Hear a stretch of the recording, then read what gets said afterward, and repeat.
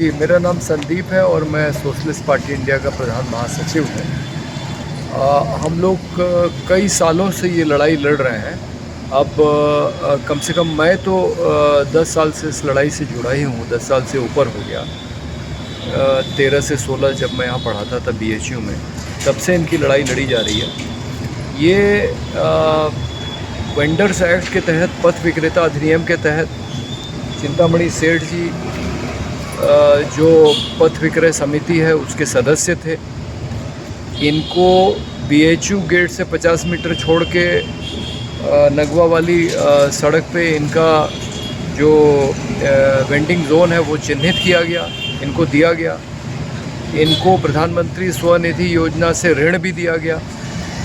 उसके बावजूद अब खास करके जब से G20 का आयोजन हुआ है शहर में, तो ये कह के एक ADM का पत्र है जो कहता है कि ये इस सड़क से VIP मूवमेंट होता है, क्योंकि मोदी जी का जब हेलीकॉप्टर उतरता है BHU में तो वो इसी सड़क से DLW गेस्ट हाउस जाते हैं। तो वो पहले तो जब आते थे वो तो एक हफ्ते के लिए इनको हटा दिया जाता था, लेकिन उसके बाद से इनको स्थायी रूप से हटा दिया गया। और पुलिस आयुक्त कहते हैं कि मैं वहाँ ठेला लगने नहीं दूँगा, जबकि ये पुलिस का क्षेत्राधिकार ही नहीं।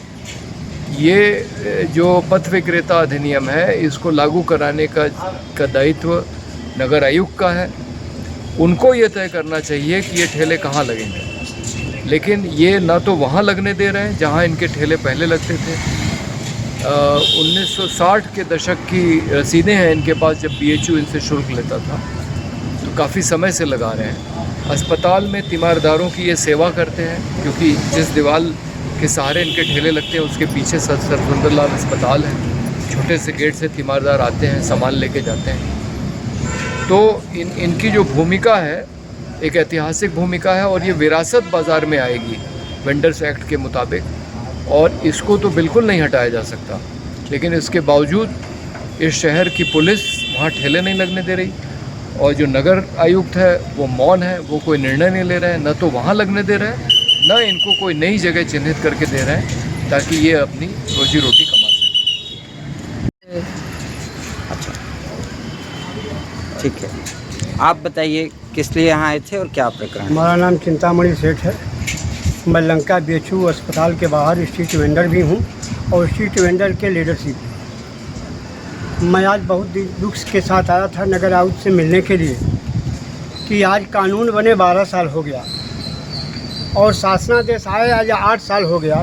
2017 में ही शासनादेश जारी हुआ था कि 30 अगस्त 2017 तक सभी शहर के चिन्हित वेंडरों को नो वेंडिंग जोन चिन्हित करके और उनको 30 अगस्त 2017 तक प्रमाण पत्र देके व्यवस्थित कर दिया जाए। लेकिन आज शासनादेश आया 8 साल हो गया, एक भी वेंडिंग जोन नहीं बना, और हम लोग को पुलिस के द्वारा इतना शोषण किया जा रहा है कि हम लोग का जीना दुश्वार है।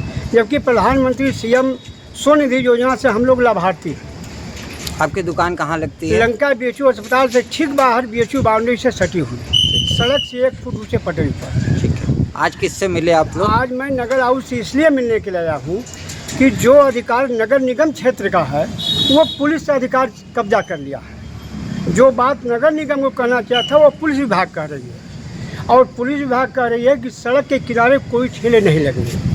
मैं आज माननीय नगर आयुक्त महोदय से यही पूछने आया था कि मेरा कानूनी अधिकार है, मौलिक अधिकार है, और हमारे कानून का नाम है पथ विक्रेता, यानी पथ पर मैं अपना रोजगार करने के लिए हमको अनुमति देता हमारी कानून। तो सड़क के किनारे जब ठेले नहीं लगेंगे, पुलिस विभाग कर रही, तो आप लोग लिखित दे दें हमको कि हम कहाँ अपना रोजगार करें, क्योंकि रोजगार करना मेरा कर्तव्य है।